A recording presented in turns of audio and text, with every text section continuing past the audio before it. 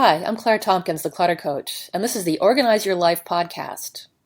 I am passionate about organizing because it makes my clients' lives so much easier, more relaxed, and with more time to spend the way they want to. That's what organizing is all about, not about being neat or having the right containers. It's about getting more time for what matters to you. My specialty is chunking down this big topic so it's not overwhelming. That's the concept behind my book, 5 Minutes to a Relaxing Bedroom. And that's the concept for this podcast, too, which is based on my first book, 52 Simple Ways to Get Organized. Both books are available on my website and on Amazon. I work with clients in person in the Berkeley, California area and via email and Skype, so you don't have to be local to work with me. With my help, your home will become a place you love and welcome guests into. Your office will be a place for being energized and productive. Visit the Hire tab on my website or email me at claire@cluttercoach.net. In every podcast, I'll lay out a simple organizing concept and tell you why it's important. And I'll include an action step at the end so you can start practicing right away. Okay, here we go. Today's podcast is about the lowly checklist. This is not part of my book. It's something that came up in conversation with my client this morning. I had suggested that he start using a checklist before he left the house in the morning so he wouldn't forget things, and he's reported that he's had a lot of success with it. So, I'm going to share that with you too. Checklists are an excellent, underutilized tool. They can even save lives. I just reread an excerpt from a book called the Checklist Manifesto. The author describes the work of a doctor who promotes the use of checklists in hospitals. The lists had an immediate and extraordinary effect of saving lives and money.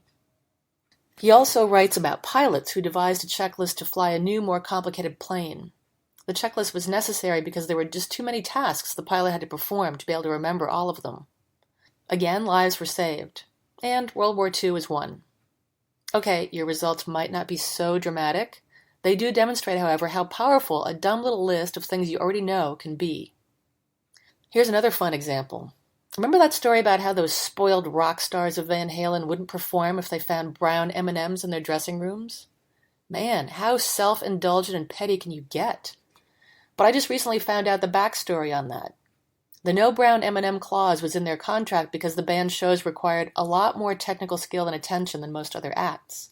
They had more gear, it was heavier, and it was bigger. Event staffers needed to know the weight requirements so their stages wouldn't cave in. To make sure the event people read the entire contract and did what it stipulated, they put in the no brown M&M clause, which was easy for the band to check. If they found those brown M&Ms, it meant that all the technical details needed to be rechecked because some other super important detail had probably been forgotten, and the stage would have caved in. Interesting, huh? But back to regular non-rockstar life. Because a checklist is simple and it contains information you already know, you may resist the idea of it. So let me convince you.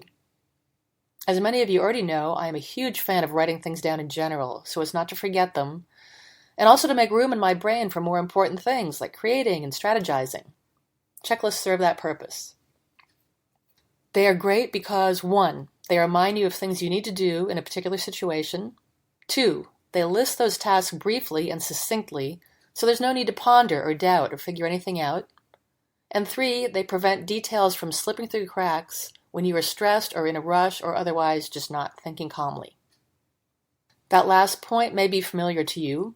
A classic checklist is the one that you use before you're leaving the house in the morning. Mine goes like this. Keys, phone, purse, lights off, stove off. How many times have you driven several blocks away before you realize that you don't have your phone? For me, it's worrying that I forgot to turn the stove off and my building is going to burn down. If you're running late or just thinking about something else, those little details will escape you and your day will just start out a lot worse. Another reason I find people resist checklists is that they pride themselves on remembering information, as if forgetting things is surely a sign of mental decline. To those people, I say a checklist is a valuable tool that lets you get a job done more efficiently. It's not a crutch you need because you're incompetent in some way. I mean, look at it this way. Nobody has a problem with using a washing machine instead of taking their dirty clothes down to the river and beating them on the rocks, right? The washing machine is an excellent time and labor-saving tool. When you don't take advantage of the tools available to you, you are just beating clothes against rocks and wasting time. Your task this week is to try that sample checklist. keys, phone, purse, or wallet, lights off, stove off. Or write your own. A good checklist has about 5 items, and each one is just a word or 2. Write it on an index card and tape it to the door jamb of your front door so it's the last thing you see when you leave the house. Hey, thanks for listening. I'm Claire Tompkins, the Clutter Coach. If you like the show, I'd love it if you'd leave a rating and review in iTunes. You can subscribe, too, so the podcast will be ready and waiting for you to listen to. The show is available on SoundCloud and Stitcher as well. You'll find the show notes on my blog at www.cluttercoach.net, and you can check out my store to find books I've written and books and products I recommend, and some freebies, too. I work with folks in their homes and offices to bust clutter and get them organized so they can stay that way easily. Get in touch and find out how I can help you. I'm in Berkeley, California, and you can reach me at claire@cluttercoach.net. Come back for more next week.